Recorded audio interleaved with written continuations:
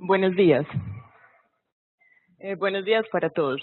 Mi nombre es Marcela Vélez, soy residente de Anestesiología y Reanimación de la Universidad de Antioquia. Eh, Agradezco de antemano a la doctora Erika Holguín, quien con la excelencia que la caracteriza fue mi asesora para esta charla. La hoja de ruta que hemos diseñado para esta charla pues va a empezar hablando un poco sobre la epidemiología de las complicaciones neurológicas de la anestesia obstétrica y a partir pues del hecho de que hay unas complicaciones que son más frecuentes y unas que probablemente son más severas y por ello más temidas, hemos seleccionado las 4 de las cuales vamos a hablar, que son la cefalea postpunción, la lesión del nervio periférico o directa sobre la médula espinal, el absceso epidural y la meningitis como complicaciones infecciosas, el hematoma epidural, para finalmente dar unas conclusiones sobre el tema. Este listado, que pues vemos es bastante largo, resume el listado de complicaciones neurológicas que pueden ocurrir bajo nuestras técnicas neuroaxiales. Digamos, la literatura puede clasificarlas en aquellas que están limitadas al cerebro y otras que están limitadas o tienen su efecto sobre la médula espinal.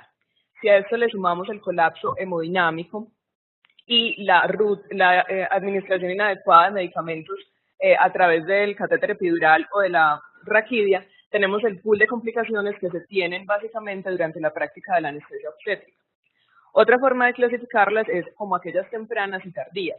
Las tempranas básicamente son muy importantes para nosotros porque ocurren prácticamente en el quirófano, en el momento en que estamos realizando la técnica, mientras que las tardías escapan de nuestro ojo porque ocurren o los síntomas empiezan a aparecer cuando ya estamos con el paciente en recuperación o inclusive en la sala de hospitalización. La literatura también las ha clasificado como menores y mayores, pero los autores no se ponen de acuerdo en realmente cómo puede definirse una complicación menor y mayor. Hablemos un poco entonces de la epidemiología de estas complicaciones. Pues lo cierto es que no todas nuestras pacientes durante el trabajo de parto están tan sonrientes como esta de la fotografía, pero implícitamente por el bagaje cultural que ellas tienen y por la información que han recibido pues históricamente, la materna nos va a tener siempre esa pregunta en mente, y es cuáles son las complicaciones que tiene la anestesia que me va a colocar. Lo que realmente un anestesiólogo preocupado y juicioso se debe estar preguntando constantemente es qué tan segura es la práctica de su anestesia. Y es que la anestesia para cesárea ha cambiado en la última década y sabemos que más o menos el 94% de las cesáreas hoy por hoy se hacen bajo una técnica neuroaxial y la anestesia general solamente se ofrece en alrededor del 5% de los procedimientos. De ella la técnica espinal es la protagonista con más del 86%. Por eso es importante hablar de las complicaciones de esta técnica. Para hablar de la epidemiología y la incidencia de estas complicaciones, tenemos que recordar algunos aspectos. Y es que la mayoría de estas complicaciones son realmente eventos raros y por tanto los informes o los reportes que tenemos no salen de eso, de que son reportes de casos o estudios retrospectivos con todos los sesgos de reporte y atención que eso implica. Además, la mayoría de las publicaciones no hacen controles con pacientes que no recibieron técnicas neuroaxiales y es muy difícil establecer la causalidad de si realmente fue la técnica neuroaxial la que llevó a esa complicación. Las prácticas obstétricas son cambiantes y por tanto, si buscamos literatura más vieja, las incidencias son diferentes a la práctica obstétrica que tenemos hoy por hoy y muchas de estas pacientes finalmente se pierden como casos para reportar en la literatura porque los diagnósticos se hacen posterior al alta y en hospitales diferentes a donde se hizo la atención inicial. En 1983, el doctor Ong con sus colaboradores publicó la primera serie de 45 casos de déficits neurológicos que afortunadamente eran transitorios. A partir de ahí la literatura empezó a publicar una serie de reportes de casos, pero no teníamos ningún estudio realmente juicioso que nos hablara de la incidencia de estas complicaciones.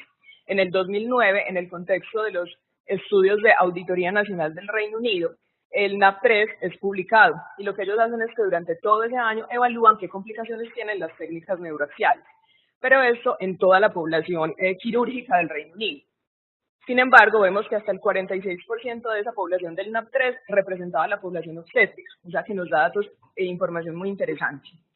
Registraron más de 300.000 procedimientos obstétricos y de toda esa cantidad solamente hubo 30 casos de daño permanente en la población general y de esos solamente 4 en obstetricia, dando una incidencia de posibilidad de causar daño con la técnica neuroaxial de 1.2 por cada 100.000 procedimientos, teniendo más riesgo la técnica combinada espinal epidural, seguida por la espinal y finalmente la epidural como la de menor riesgo.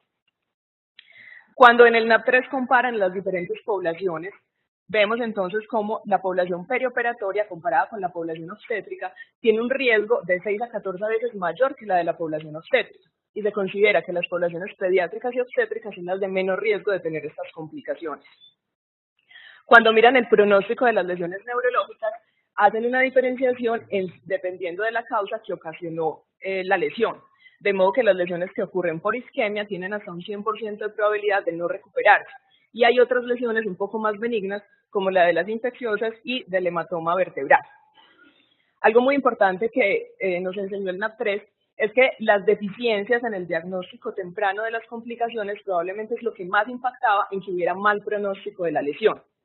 Y adicionalmente, ellos describen que en obstetricia, comparado con el resto de la población perioperatoria, ocurren más complicaciones por errores de la administración de medicamentos. Y esos errores causan mortalidad específicamente. Eso hace cuestionar un poco cómo es la administración de los servicios obstétricos, inclusive en países como el Reino Unido. En los Estados Unidos también tienen un estudio de auditoría. Este estudio que les presento, publicado en el 2016, solamente evaluó la posibilidad de hacer hematoma o absceso epidural. Y ellos encontraron una incidencia muy similar, mayor para la población no obstétrica, con un 18% de incidencia, comparado con un 0.6 en la población obstétrica. Y para el absceso epidural fue del 0% esa incidencia. Ellos encontraron que realmente la población que tenía riesgo de hacer las complicaciones era aquella que iba a cirugía vascular, estaba relacionado con el nivel académico del hospital donde se practicaba la anestesia y las comorbilidades adicionales que tuviera el paciente. Y en conclusión, los estudios que tenemos hasta ahora nos dicen que la población obstétrica es una población que está protegida, que tiene bajo riesgo de complicaciones, y probablemente la explicación de eso es que se trata de una población que es sana, que es joven generalmente, y que además los catéteres que utilizamos los dejamos por muy corto tiempo y que tienen un factor protector adicional, y es el estado hipercoagulable que acompaña al embarazo. Bueno, empecemos a hablar un poco de cefalea postpunción. La realidad con cefalea postpunción es esta. El anestesiólogo finalmente se entera de que una paciente tiene cefalea cuando lo llaman a colocar el parche epidural. Lo que un anestesiólogo debería estarse preguntando cuando lo llaman a colocar un catéter epidural es si realmente esa paciente que me llamaron a evaluar tiene cefalea postpunción y si se va a beneficiar o no de colocar un parche epidural. Y es que todo lo que duele en el posparto no es cefalea postpunción. Se sabe que en la primera semana posparto hasta el 39% de las mujeres reportan en algún momento cefalea. De esas, el 75% de los casos es una cefalea primaria, migraña o cefalea tensional, y solamente un 4% es cefalea postpunción. Más o menos hay un reporte de tener rupturas no intencionales de dura madre colocar un catéter epidural del 1.5%, y de esas que tienen ruptura por el catéter epidural, solamente la mitad van a ser cefalea y van a requerir parche hemático más o menos el 58%. En la cefalea espinal, la incidencia es muy variable dependiendo de donde uno lea, pero eso también es muy relacionado con la aguja que se utiliza para hacer la punción. Y podrían ocurrir cefaleas relacionadas a punciones que no fueron advertidas en el momento de la técnica, pero la incidencia de eso es menor al 1%. La cefalea posparto, digamos, tiene unos criterios diagnósticos ya definidos por la Clasificación Internacional de Cefaleas, y es una cefalea que se va a caracterizar por iniciar en los primeros 5 días de la punción dural. Va a tener una distribución frontal occipital y característicamente es una cefalea que es postural. Va a empeorar los síntomas más o menos a los 15 minutos en que la paciente se sienta o se pone de pie, y empeora y mejora a los 15 minutos de acostarse. Y se va a acompañar de otros síntomas como síntomas auditivos, síntomas oculares como la fotofobia, la rigidez bucal y las náuseas. La causa o la explicación fisiopatológica de esto es que se dice que debido a la punción dural hay una pérdida de líquido cefalorraquídeo que ocasiona disminución de la presión intracraneana, tracción de las meninges y un efecto adicional mediado por angiotensina que produce vasodilatación que causa el dolor. Sin embargo, no se ha podido establecer que la cantidad de líquido cefalorraquídeo que se pierda tenga una relación directa con que ocurra o no cefalea y con la severidad de la misma. ¿Por qué es importante entonces hablar de cefalea o por qué la cefalea postpunción es impactante para nuestra atención anestésica? Es la segunda causa de demandas en la anestesiología, y cuando le preguntan a las mujeres, ¿usted por qué demanda a su anestesiólogo solamente porque tiene cefalea?, la mayoría de esas mujeres reportan que se sintieron abandonadas en la atención, que nadie las evaluó y que nadie les ofreció un tratamiento efectivo. Como sabemos, la cefalea va a interferir con las actividades de la vida diaria que para una paciente obstétrica implican la lactancia y el cuidado del neonato, es decir, mucho trabajo. Además, aumenta la estancia y los costos hospitalarios y cuando una cefalea posfunción no es tratada y se cronifica, puede desencadenar en hematoma subdural y en lesiones del nervio periférico, así como en cefalea crónica hasta en el 28% de los casos. Este listado, que también es bastante largo y engorroso, no lo voy a leer, es el diagnóstico diferencial que debemos hacer con condiciones benignas y malignas. Probablemente sea más importante hacer el diagnóstico diferencial con aquellas condiciones potencialmente graves que van a hacer que el estado neurológico de la paciente se deteriore. Y realmente ese es el llamado que hacemos, a que el anestesiólogo trate de hacer ese diagnóstico diferencial. Hago la atención en el hecho de que la cefalea, por el hecho de que sea posicional, no significa que sea una cefalea postfunción. Existen por lo menos 3 cefaleas, como la que es causada por el neumoencéfalo, la hipotensión intracraneana y la trombosis venosa, que también tiene ese comportamiento posicional. Es decir, una cefalea posicional no es igual a cefalea postfunción. Entonces, lo que al anestesiólogo le toca hacer es colocarse la bata e ir a examinar a la paciente y hacer un examen neurológico más o menos juicioso. Y debe entonces buscar aquellas indicaciones de hacer una neuroimagen, que básicamente va a ser encontrar un déficit neurológico focal, aquella paciente que ha tenido fiebre, alteración de la conciencia, convulsiones, cambio en el patrón de la cefalea o que al revisar la historia clínica lo hace sospechar un diagnóstico diferente. En esas pacientes entonces estaría indicada la neuroimagen, que básicamente sería la tomografía, y nos podríamos encontrar cosas como esta, cosas como un hematoma subdural, un neumoencéfalo que está asociado a la técnica de catéter epidural realizado con aire, en el que la distribución del aire casi siempre es frontal y hace este signo radiológico que es el del monte Fuji, y en resonancia magnética asociada a complicaciones muy frecuentes en obstetricia y específicamente en la preeclampsia, nos podríamos encontrar con el PRES. Ya se han descrito unos factores de riesgo para tener cefalea posfunción. Hay unos que son limitados a la paciente, que poco podemos impactar, principalmente que sea una paciente mujer, joven, delgada y que haya tenido flujo vaginal. Esa es la población obstétrica. Pero hay unos que sí están relacionados con la técnica, que son los que el anestesiólogo puede cambiar la historia. Básicamente son el tamaño y el tipo de la aguja. La orientación de la aguja al momento de la punción realmente se ha demostrado que no tiene mucho impacto, pero sí las múltiples funciones y la técnica con aire, como les decía, puede aumentar la posibilidad de causar cefalea por neumoencéfalo. Con respecto a la aguja, entonces ya tenemos estudios de microfotografía que nos han demostrado que cuando se hacen punciones con agujas punta de lápiz, el orificio que se ocasiona en la dura tiene unos bordes más romos y que producen una reacción inflamatoria mayor, haciendo que el cierre de esta herida sea mucho más temprana y que la pérdida de líquido cefalorraquídeo sea menor, comparado con las funciones que se hacen con agujas cortantes, como esta que vemos en la fotografía, donde los bordes son mucho más lisos y la respuesta inflamatoria es mucho menor. Cuando se evalúa entonces, dependiendo del tamaño de la aguja y el tipo de la aguja, la incidencia de cefalea postfunción, vemos que para las agujas de punta de lápiz, 25 o 27, la incidencia es menor al 1%, alrededor del 0.5%. Pero no hay una diferencia significativa entre si son 25 o 27. Y por esa razón, esas son las agujas que recomendamos en anestesia obstétrica. Con respecto a la aguja TUGI, los estudios han tratado de comparar diferentes tamaños de aguja TUGI y como ven en la gráfica, los resultados son absolutamente diversos. Es decir, no se ha demostrado que el tamaño de la aguja impacte en la posibilidad de que usted rompa la dura o no y de que esa ruptura de la dura ocasione cefalea. El tratamiento de la cefalea postpunción pues está, digamos, marcado por el hecho de que hasta el 85% de las cefaleas van a mejorar o resolver en los 48 horas a los 7 días. Y generalmente lo hace espontáneamente o con medidas de manejo conservador, que básicamente son el reposo en cama, muy difícil para una materna que tiene que cuidar a un neonato, y la adecuada hidratación. El resultado de ese manejo conservador en los estudios es muy variable y no tenemos, digamos, datos muy precisos. Pero tenemos otras estrategias que básicamente son las estrategias farmacológicas y las estrategias intervencionistas. Con respecto a los medicamentos, los resultados también son muy variables. Algunos apoyan el uso de la cafeína, de la gabapentina, y realmente ninguno de los estudios se pone de acuerdo en cuál es la mejor estrategia farmacológica.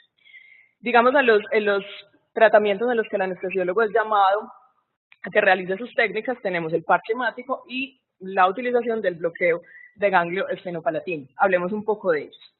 El parche hemático básicamente consiste en colocar un volumen de sangre en el espacio epidural con el objetivo de aumentar la presión intracraneana. Eso produce un hematoma focal que tiene una duración más o menos de 3 horas a 30 minutos y que cuando se hacen estudios relacionando el volumen que se coloca con resonancia magnética, se sabe que dependiendo del punto donde hagamos la punción, el parche asciende de forma cefálica más o menos 3 a 5 segmentos. Eso es importante para elegir entonces un punto relacionado con el sitio donde ocurrió la punción dural y que siempre debe ser mucho más distal a donde ocurrió la punción porque va a ascender hacia arriba. El parche hemático entonces consiste en una técnica en la que se ubica el espacio epidural y una vez se obtiene ese espacio se va a administrar un volumen aproximado de 20 mililitros de sangre autóloga obtenida de un acceso venoso periférico de la paciente bajo pues una técnica estéril. La administración de ese volumen de sangre debe realizarse hasta que la paciente refiera que tiene dolor lumbar o hasta que se complete el volumen que hemos establecido. La administración se hace directamente con la aguja TUGI y no a través de un catéter, porque entenderán ustedes que colocar un líquido tan viscoso como la sangre a través de un catéter tan delgado, pues hará que la técnica por sí misma vaya a fallar. Por eso la recomendación es tampoco utilizar un catéter que ya esté puesto para hacer que se haga la técnica. Esta técnica no es una técnica exenta de riesgos, principalmente podemos tener hasta un 4% de volver a romper la dura, empeorando la cefalea, inocular agentes infecciosos, sobre todo en aquellas pacientes bacterémicas o que tienen coriamnionitis o alguna infección propia pues, de esa población, así como la posibilidad de causar un hematoma epidural por ese volumen que colocamos y de causar aracnoiditis. La eficacia del parche hemático para tratar la cefalea postpunción ha sido revisada por Cochrane. En esta revisión sistemática del 2010, ellos evaluaron colocar un parche hemático de forma profiláctica y de forma terapéutica. Los resultados para el parche hemático profiláctico muestran que no hay mucha diferencia cuando se compara con parches con salino o con el tratamiento conservador, mientras que cuando se hace un tratamiento terapéutico se ha demostrado que es mucho mejor que no hacer nada o hacer placebo. Por eso la recomendación de esta revisión de Cochrane es que no se debe utilizar el parche hemático profiláctico cuando tenemos una ruptura no intencional de dura, pero que sí es una buena estrategia para tratar la cefalea una vez ya la cefalea se presentó. El volumen que debemos colocar en el parche hemático también ha sido estudiado. El estudio más reciente que nos ha aclarado este volumen fue publicado en Anestesia y Analgesia en el 2011 y es un ensayo clínico que compara en 3 grupos. Un grupo en el que se le administran 15 mililitros, 20 y 30 mililitros. Lo que ellos mostraron fue que en el grupo de 20 mililitros la probabilidad de que la paciente mejore de la cefalea es del 73%, es decir, es el volumen a elegir. En aquellas en que se intenta colocar más volumen hay más incidencia de dolor lumbar. Y la recomendación entonces es que coloquemos parches epidurales con no más de 20 mililitros y muy importante, no antes de las primeras 24 horas. Cuando se hacen parches hemáticos en las primeras 24 horas de la punción o de la cefalea, solamente el 50% de los pacientes van a mejorar. Tenemos en la literatura la descripción de este bloqueo, que es el bloqueo del nervio senopalatino, que es, digamos, lo más reciente que tenemos para tratar la cefalea. Básicamente es localizar en la fosa pterigoidea el nervio senopalatino, que es un nervio que tiene un componente sensitivo, un componente simpático y parasimpático, y que es el responsable de algunas cefaleas como la migraña y la cefalea trigeminal. Extrapolado al tratamiento que se hace para esas cefaleas, entonces se ha propuesto este bloqueo, que consiste en, mediante una técnica transnasal, la colocación de anestésicos locales. Lo que se hace entonces es que con un aplicador o con unos dispositivos ya diseñados para ello, se va hacia las fosas nasales bilaterales y se deja más o menos por 15 a 20 minutos el medicamento. Los reportes que tenemos en el tratamiento de la cefalea, pues digamos, no son muchos, pero han mostrado tasas de éxito con este bloqueo de hasta del 100%. Y se dice que este bloqueo, cuando usted lo hace tempranamente, le evita tener que poner un parche hemático hasta en el 69% de los casos. Sin embargo, estos reportes de casos no pasan de ser de más de 13 pacientes y probablemente necesitemos que la literatura decante un poco más este bloqueo. Pero es una buena estrategia que podríamos utilizar en pacientes que tienen el parche hemático contraindicado, como la que está infectada o que tiene bacterias. Y si no mejora con el parche hemático, pues ya se ha reportado que hasta el 33% de las pacientes no va a mejorar con el primer parche hemático y van a requerir un segundo parche. ¿Es correcto poner un segundo parche? Eso sí es razonable, pero antes de usted colocar un segundo parche debería hacerse 4 preguntas. ¿Usted acompañó el tratamiento de esa paciente con otro medicamento adyuvante? ¿Hizo una punción muy temprana antes de 24 horas con un volumen inadecuado y esa es la causa por la que el parche falló? Y finalmente, pregúntese nuevamente si el diagnóstico diferencial usted lo estableció o si usted está tratando una cefalea que no es una cefalea postpunción. Hablemos entonces un poco de la lesión nerviosa directa. Si el panorama con cefalea postpunción era el que les mostré, que casi siempre nos llaman ya cuando la paciente tiene la cefalea establecida y lleva bastante tiempo, con las lesiones nerviosas directas la cosa no es mejor. El personal no anestesiólogo casi siempre tiende a atribuir a la técnica anestésica la lesión o cualquier síntoma neurológico que la paciente presente. Un anestesiólogo, que es juicioso en su práctica, debería preguntarse realmente si hay otros factores diferentes como el parto y el trabajo de parto que sean causantes de esas lesiones y cómo en su práctica diaria puede hacer la diferenciación entre esas causas o una causa asociada a su anestesia. Para hablar entonces de las lesiones nerviosas tenemos que recordar la anatomía del plexo lumbosacro, que como ustedes saben se origina por raíces que salen muy tempranamente, se emergen en el músculo psoas y van a entrar a la pelvis. Ese paso justamente de que sean órganos intrapélvicos hacen que estén en el factor de riesgo más grande para que haya compresión directa en el canal del parto con la cabeza fetal.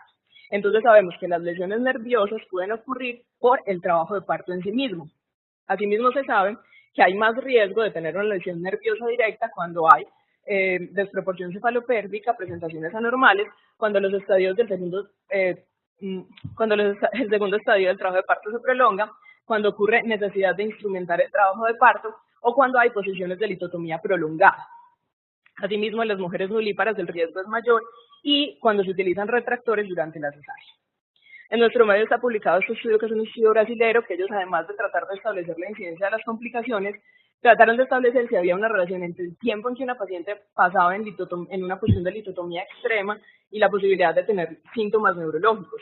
Y encontraron un OR de 1.75 para posiciones de más de 60 minutos y de 2 veces para posiciones de más de 120 minutos, que todos sabemos que en la práctica ocurren pues con frecuencia.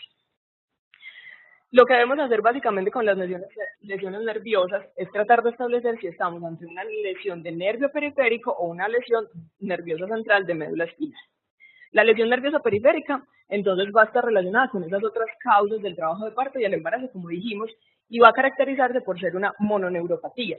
Vamos a tener un territorio nervioso específico que está lesionado y los síntomas se van a relacionar con eso. Mientras que cuando la lesión nerviosa directa ocurrió por la técnica anestésica, vamos a tener síntomas que son más dermatómicos, que van a tener una distribución un poco más difícil de establecer y que se va a acompañar generalmente de síntomas vesicales. Estos son entonces los nervios que podríamos tener lesionados por una lesión nerviosa periférica y les recuerdo, por ejemplo, el nervio femoral, que muchos me dirán cómo entonces la cabeza fetal puede producir lesión del nervio femoral si sale tan tempranamente del músculo psoas y se va por el canal inguinal. La explicación entonces es la posición de litotomía extensa, donde ocurre una compresión directa del ligamento inguinal. Asimismo, ocurre con el nervio femorecutáneo lateral, que produce la meralgia prestésica, que es una de las neuropatías más frecuentes en el embarazo, ocurre más o menos a la 30 semana de gestación, y esta neuropatía generalmente se asocia con el aumento de la presión intraabdominal por el embarazo mismo. Puede ocurrir también lesión del nervio obturador. Del nervio ciático es muy importante recordar que puede lesionarse por la cuña que colocamos inadecuadamente sobre las estructuras óseas y que queda presionando los tejidos blandos. Y asimismo el nervio peroneal, que se puede lesionar contra los estribos al hacer la posición de litotomía extrema. En el tronco lumbosacro, la raíz del esfínter es la que generalmente se lesiona. Y con respecto a las lesiones vesicales, es importante recordar que no siempre que haya síntomas vesicales, la causa va a ser la técnica neuroaxial. Podría ser la sonda vesical, una infección urinaria que está en curso o el trauma quirúrgico como tal. Esto es importante y es que estamos llamados a evitar las lesiones de nervio periférico en nuestra práctica habitual, y las recomendaciones que se hacen es que usted pues haga lo posible por vigilar la posición de la materna durante el trabajo de parto, haga un adecuado posicionamiento de la cuña, trate de hacer analgesia del trabajo de parto con concentraciones más bajas, evitando la posibilidad de bloqueo motor que haga que la paciente se quede por tiempos prolongados en una misma posición, y que esa vigilancia de la posición se prolongue inclusive en el posoperatorio cuando la paciente dura algún tiempo en recuperación bajo bloqueo motor. Con respecto ya no a la lesión nerviosa periférica, sino a la lesión nerviosa directa de la médula espinal, que es la que sí está asociada a nuestra técnica, debemos recordar que la forma como podemos causar trauma podría ser directamente por el catéter que colocamos o la aguja, o por la posibilidad que tenemos de causar un hematoma, comprimir y producir un absceso o producir lesiones isquémicas. El NAP3 nos mostró que el principal factor de riesgo para causar una lesión de médula espinal es que usted identifique inadecuadamente el nivel donde va a ser la punción. Sabemos entonces que la mayoría de la población tiene el final del cono medular alrededor de L1. Sin embargo, como ven, la distribución del cono medular es una distribución normal en la población y existe hasta un 27% de los hombres en el que el cono medular está por debajo del E1 y hasta el 43% de las mujeres puede ocurrir eso. Normalmente utilizamos la línea de Souffrier para hacer el referente y ubicar el E3 y el E4, pero existen poblaciones en las que establecer esa posición anatómica puede ser difícil, principalmente las obesas en la posición acostada y principalmente en las mujeres embarazadas, así como en las que tienen psicoescoliosis. Cuando intentan pedirle a los anestesiólogos que identifiquen el espacio L3, L4 y luego hacen una correlación con resonancia magnética, se encuentran que un porcentaje importante de los anestesiólogos se equivocan en uno o dos espacios. Es decir, en la práctica habitual, utilizando los referentes anatómicos, me puedo equivocar por uno o dos espacios. Y de ahí que la recomendación es que usted nunca inserte la aguja por encima de donde usted cree que está L3 y traten lo posible de hacer una técnica lo más gentil posible. ¿Y qué hacemos con esas pacientes que dijimos que va a ser difícil identificar? Pues tenemos entonces estrategias como la ecografía, que en las guías de la ASRA nos dan un nivel de recomendación clase 1 para utilizarla en aquellas pacientes en las que hay dudas y es difícil establecer. ¿Y qué hacemos entonces cuando hay una sospecha de lesión nerviosa directa? Pues lo primero es hacer una historia clínica y un examen físico cuidadoso. Si nosotros encontramos que en la historia de esa paciente hubo una técnica neuroaxial que se hizo y en el examen físico no encontramos un territorio de nervio específico que nos haga sospechar lesión periférica, estaría indicada en las primeras 6 horas descartar esa causa, principalmente hematoma y absceso. Entonces debemos tener rápidamente un hemograma, estudios de coagulación y una resonancia magnética. Posteriormente, cuando descartamos las dos principales complicaciones, que son las más graves, en 72 horas debemos obtener una electromiografía. Básicamente ahí lo que estamos buscando es lesiones que la paciente tuviera antes de que realizáramos la punción. Y a la tercera cuarta semana se debe repetir esta electromiografía con el objetivo de buscar ya como tal la lesión valeriana ocasionada por la lesión directa. Ese tiempo de espera, digamos, no es un tiempo muerto, sino que debe haber observación que incluye iniciar tempranamente la rehabilitación, hacer manejo analgésico del dolor neuropático y seguimiento neurológico. Las guías han revisado entonces si utilizar esteroides durante ese tiempo, tratando de promover la mejoría nerviosa, y lo que se ha encontrado es que los esteroides aumentan el riesgo de complicaciones infecciosas y de hiperglicemia. Y quienes no mejoran en 3 a 6 meses deberían remitirse.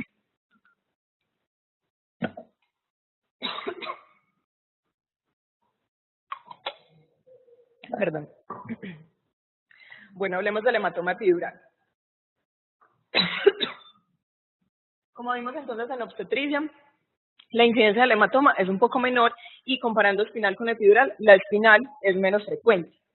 La complicación puede ocurrir hasta en el 50% de los casos cuando se retira el catéter. Y se dice que esta población está protegida porque tiene un estado hipercoagulable y porque el espacio epidural en ellas es más sensible, evitando pues la posibilidad de que haya compresión directa. Los principales factores de riesgo es tener una función traumática y el uso de antiagregantes y anticoagulantes. Los síntomas del hematoma epidural básicamente son debilidad, paraplegia, las alteraciones vesicales y el dolor lumbar muy característicamente. Pero debemos saber que esos síntomas aparecen 24 horas después de la punción. Es decir, cuando ya el anestesiólogo no está viendo a la paciente. El tratamiento básicamente es evacuar el hematoma en las primeras 6 a 12 horas en que se identifica, y de eso va a depender el pronóstico neurológico. Una, digamos, de las discusiones clásicas en anestesia es a quién colocarle, dependiendo del nivel de plaquetas, una técnica neuroaxial o no. Este es, digamos, el último estudio publicado en el 2017 que trata de establecer el riesgo dependiendo del conteo plaquetario. Ellos hacen una revisión sistemática y un estudio multicéntrico de más o menos 573 pacientes y establecen que cuando hay conteos entre 70 y 100.000 plaquetas, el riesgo más o menos es del 0.2%, aumentándose hasta el 3% cuando es hasta 50.000, y en menos de 50.000 el riesgo es del 11%, prácticamente prohibitivo. De ahí la recomendación en que usted puede colocar la técnica cuando las plaquetas están entre 70.000 y 100.000. El Colegio Americano de Obstetricia también revisa este tema y ellos ponen un límite un poco mayor, que es de 80.000, porque dicen que la literatura es insuficiente para hacer una recomendación. Y en ese espacio gris entre 75.000 y 100.000, nos dicen que la decisión debería ser individual y no debería ser basada en el número, sino en otras cosas que lo hagan sospechar de que la paciente pueda tener una coagulopatía no directamente relacionada con el número de plaquetas. De ahí entonces debemos recordar las pacientes sépticas, el abrupcio de placenta, trastornos hematológicos basales o la CID que pueda estar ocurriendo en curso, que nos deberían hacer pensar que no es el número mágico de plaquetas lo que nos va a hacer tomar la decisión. Con respecto a las complicaciones infecciosas, perdón, los, digamos, gérmenes más importantes que están involucrados son el Staphylococcus aureus y los estreptococos salivarios que provienen de la nasofaringe de los proveedores de la salud y en algunas ocasiones de la piel y de secreciones de la paciente, así como de equipos que están contaminados. La ASA ha publicado sus guías para tratar de hacer la profilaxis y el diagnóstico temprano de estas complicaciones y nos da algunas recomendaciones. Lo primero con respecto a la profilaxis es que se haga una elección adecuada de los pacientes y recuerde que las mujeres que son VIH positivas, que tienen abuso de sustancias, de alcohol, o son inmunodeficientes, van a tener más riesgo de tener una de esas complicaciones infecciosas. En esas pacientes que están bacterémicas, usted podría colocar la técnica, pero cuando asegure un tratamiento antibiótico adecuado. Y definitivamente debe evitarlas en las que tienen un absceso conocido. La profilaxis incluye una técnica aséptica lo más juiciosamente posible y eso incluye el lavado de manos, la utilización de medidas protectoras o de barrera y dentro de ellas hacen énfasis en el uso de la mascarilla.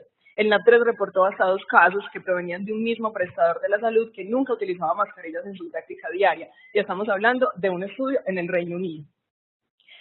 Adicionalmente, la utilización de la asepsia con jabones basados en fluorexidina y alcohol por encima de los jabones con yodo y la utilización obviamente siempre de guantes, retirarse los anillos, las pulseras y los relojes y aunque parezca pues un poco extraño, ser muy juicioso en el momento de la manipulación al hacer la reconexión de los catéteres. Esto, digamos, es una imagen que creo que dice más que 1000 palabras. El principal factor de riesgo para que a uno se le infecte una técnica neuroaxial son las múltiples punciones, donde es muy difícil lograr que la técnica aséptica pues permanezca. Yo creo que esta imagen podría pues, ser frecuente. Con respecto a las profilaxis, entonces ya sabemos tratar de limitar las reconexiones y cuando ocurra una desconexión accidental del catéter hay indicación de retirar ese catéter inmediatamente. Lo otro muy importante es utilizar los catéteres solo por el tiempo necesario. Afortunadamente, como dijimos, en obstetricia la utilización siempre es menos de 48 horas.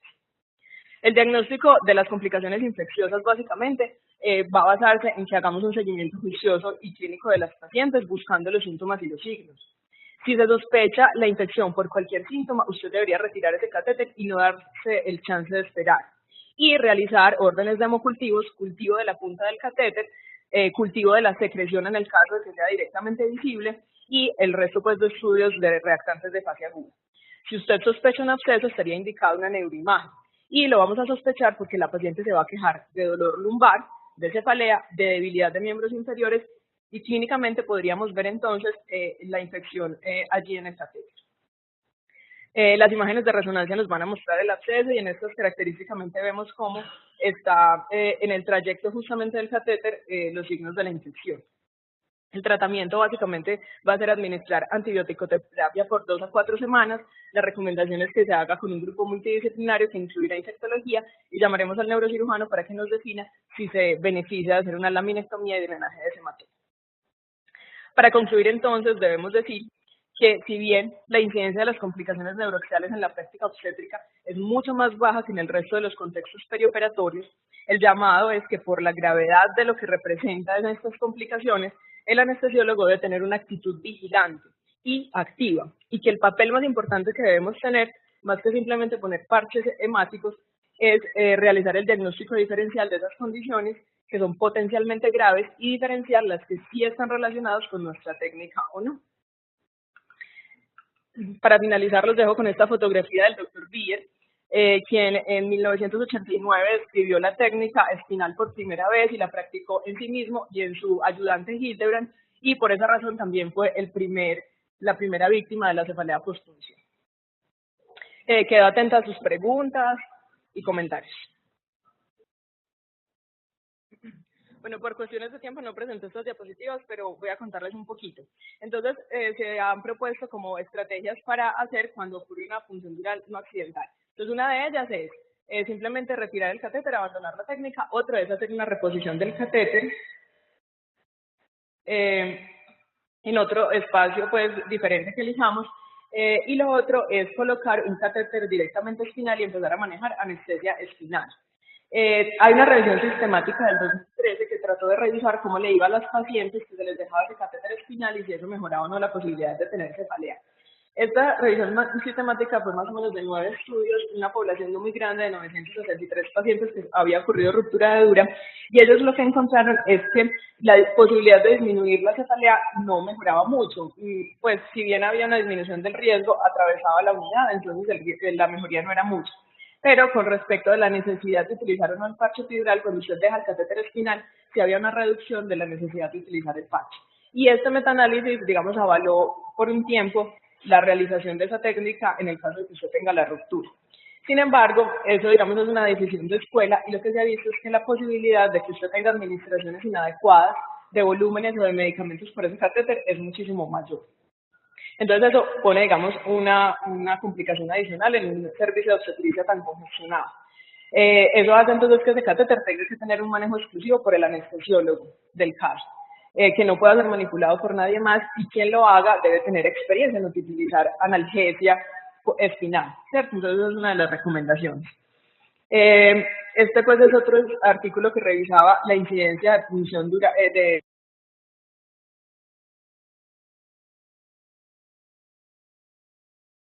que la diferencia no era mucha para este caso, pero la cantidad de pacientes era un poco menor. Y finalmente, entonces, hoy en día se dice que dejar un catéter espinal tiene unas indicaciones en anestesia obstétrica muy específicas, que son básicamente las maternas de alto riesgo, las obesas donde usted piensa que esa cesárea se va a prolongar y que necesita prolongar también la técnica anestésica, las enfermedades, pues las cardiópatas en las que usted quiere hacer una técnica más titulada, y los de vía aérea difícil donde usted no quiere irse nunca a una anestesia general. Marcela, obviamente en la conferencia tuya te circunscribiste claramente a 4 complicaciones que, si bien son por el número en su incidencia, pues es bajo. Obviamente en los sitios donde se atienden altos volúmenes de anestesia obstétrica, pues en algún momento se va a tener la complicación. Quería saber si leíste algo adicional a esto cuando uno tiene atrapamiento del catéter epidural. Es decir, voy a retirar el catéter epidural y esto no sale. Pues esa complicación no la encontré pues así descrita específicamente, o que hubiera pues reportes muy importantes de eso. Pero digamos eso es algo que puede ocurrir porque los catéteres son largos, pueden tomar pues la ruta que sea y ocurre pues como ese enroscamiento. La idea es que usted no haga tracciones, digamos, bruscas, y cuando tiene la duda, más bien utilice una imagen para asegurarse de dónde está el catéter, qué posición tiene, y si es necesario llamar pues a un especialista en neurocirugía, es la indicación. Doctora Erika, si de pronto me... Le doy la palabra a Erika y enseguida hago el comentario.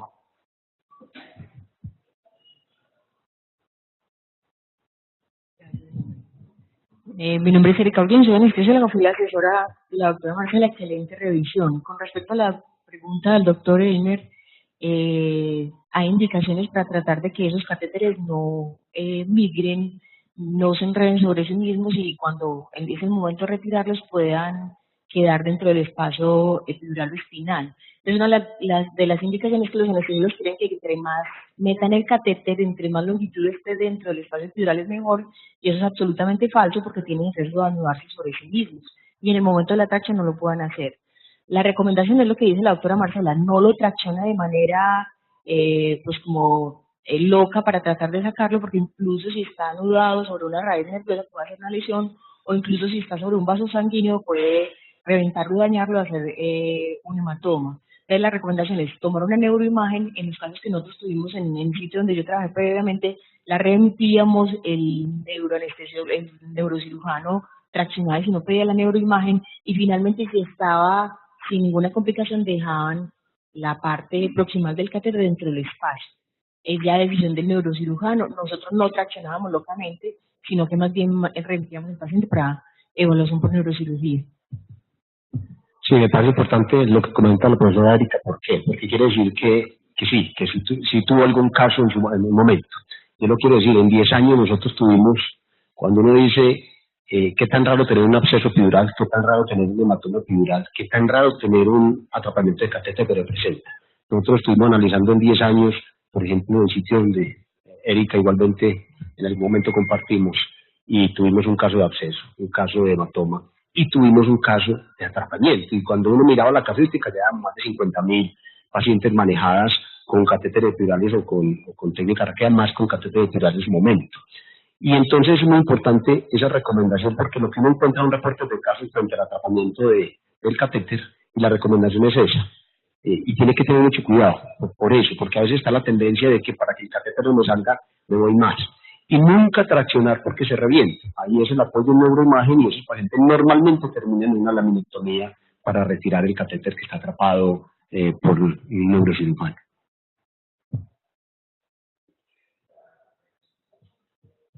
Marcela, felicitaciones, excelente la revisión.